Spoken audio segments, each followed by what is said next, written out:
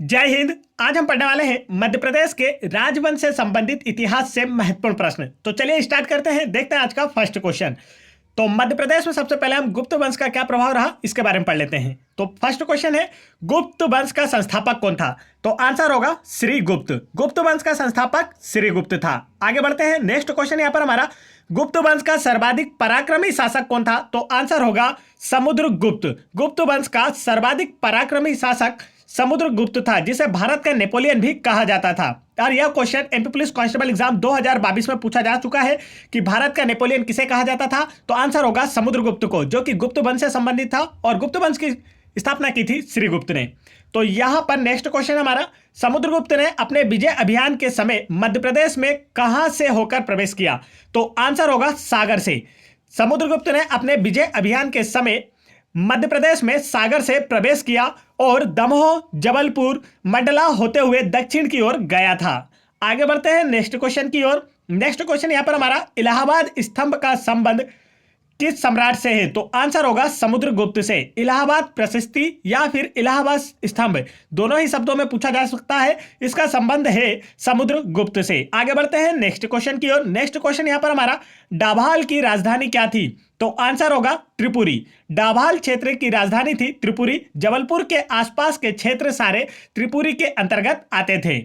आगे बढ़ते हैं नेक्स्ट क्वेश्चन यहां पर हमारा, किसे श्रेष्ठतम नगर उज्जैन और श्रेष्ठ नगर पाटलिपुत्र का स्वामी कहा गया है? श्रेष्ठतम नगर उज्जैन और श्रेष्ठ नगर पाटलिपुत्र का स्वामी कहा गया है। आंसर होगा चंद्रगुप्त। गुप्त सम्राट चंद्रगुप्त को श्रेष्ठतम नगर उज्जैन और श्रेष्ठ नगर पाटलिपुत्र का स्वामी कहा गया है। आगे बढ़ते हैं नेक्स्ट क्वेश्चन की ओर। नेक्स्ट क्वेश्चन यहां पर हमारा, किस अभिलेख में राजा कुमार गुप्त को शरदकालीन सूर्य की भांति बताया गया है? तो आंसर होगा तुमेन अभिलेख में। तुमेन अभिलेख तुमेन गुना जिले में स्थित है। किस अभिलेख में राजकुमार गुप्त को शरदकालीन सूर्य की भांति बताया गया है? तो आंसर होगा तुमेन अभिलेख में। आगे बढ़ते हैं नेक्स्ट क्वेश्चन की ओर। नेक्स्ट क्वेश्चन यहां पर हमारा, एरण अभिलेख मध्य प्रदेश के किस जिले में स्थित है? तो आंसर होगा सागर जिले में। एरण अभिलेख मध्य प्रदेश के सागर जिले में स्थित है और काफी इंपॉर्टेंट क्वेश्चन है जो एग्जाम में जरूर पूछा जाता है। नेक्स्ट क्वेश्चन यहां पर हमारा, किस शासक ने हुणों को पराजित किया था? तो आंसर होगा स्कंदगुप्त ने। यह भी काफी इंपॉर्टेंट क्वेश्चन है कि किसके शासनकाल के दौरान हुणों ने भारत पर आक्रमण किया? तो आंसर होगा स्कंदगुप्त के शासनकाल के दौरान, और इसी ने हुणों को पराजित किया था। नेक्स्ट क्वेश्चन यहां पर हमारा, बाघ की गुफाओं से किस चित्रकला के साक्ष्य प्राप्त हुए हैं? तो आंसर होगा गुप्तकालीन चित्रकला। बाघ की गुफाओं से गुप्तकालीन चित्रकला के साक्ष्य प्राप्त हुए हैं। आगे बढ़ते हैं नेक्स्ट क्वेश्चन की ओर। नेक्स्ट क्वेश्चन यहां पर हमारा, मध्य प्रदेश के किन चित्रों की तुलना अजंता गुफा के चित्रों से की जाती है? तो आंसर है बाघ की गुफाओं। मध्य प्रदेश की बाघ की गुफाओं की चित्रों की तुलना अजंता गुफा के चित्रों से की जाती है। बाघ की गुफाएं बाघिन नदी के तट पर स्थित हैं। आगे बढ़ते हैं नेक्स्ट क्वेश्चन की ओर। दोस्तों, अब हम ओलिकर वंश से संबंधित महत्वपूर्ण क्वेश्चन देखेंगे कि ओलिकर वंश का मध्य प्रदेश पर क्या प्रभाव रहा। तो फर्स्ट क्वेश्चन देखते हैं। फर्स्ट क्वेश्चन यहां पर हमारा, मालवा के ओलिकर वंश की राजधानी क्या थी? तो आंसर होगा दसपुर, या जिसे वर्तमान में मंदसौर कहा जाता है। मालवा के ओलिकर वंश की राजधानी थी दसपुर या मंदसौर। आगे बढ़ते हैं नेक्स्ट क्वेश्चन की ओर। नेक्स्ट क्वेश्चन यहां पर हमारा, मालवा को मालवा नाम देने का श्रेय किस वंश को जाता है? तो आंसर है ओलिकर वंश को। मालवा को मालवा नाम देने का श्रेय ओलिकर वंश को जाता है। नेक्स्ट क्वेश्चन यहां पर हमारा, मध्य प्रदेश में परिव्राजक वंश की राजधानी क्या थी? तो आंसर होगा नागौद।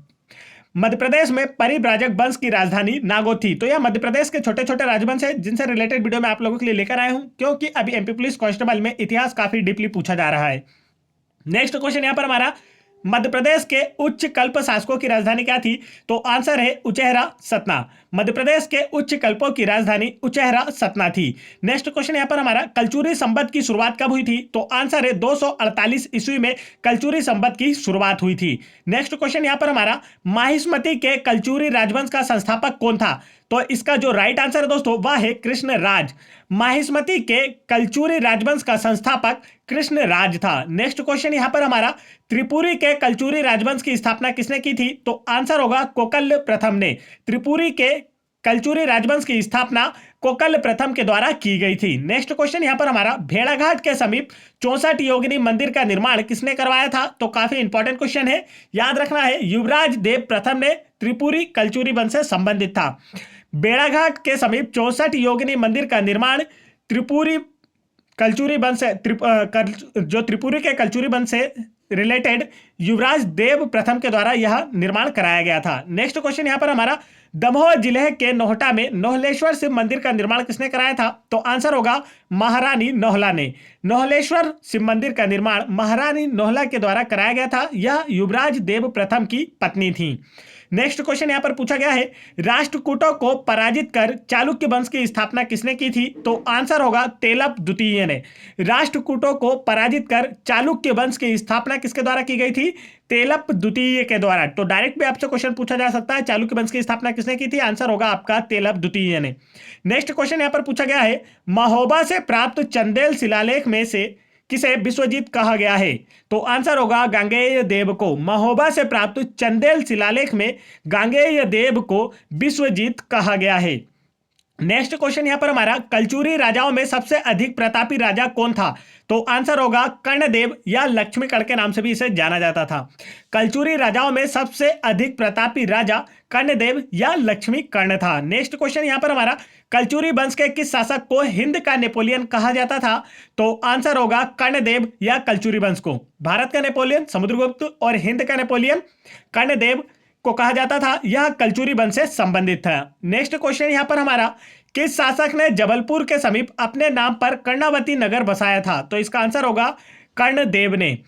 कर्णदेव ने जबलपुर के समीप अपने नाम पर कर्णावती नगर बसाया था। नेक्स्ट क्वेश्चन यहां पर हमारा, अमरकंटक के मंदिरों का निर्माण किसके द्वारा करवाया गया था? तो आंसर होगा कलचुरी वंश के शासक कर्णदेव के द्वारा अमरकंटक के मंदिरों का निर्माण कराया गया था।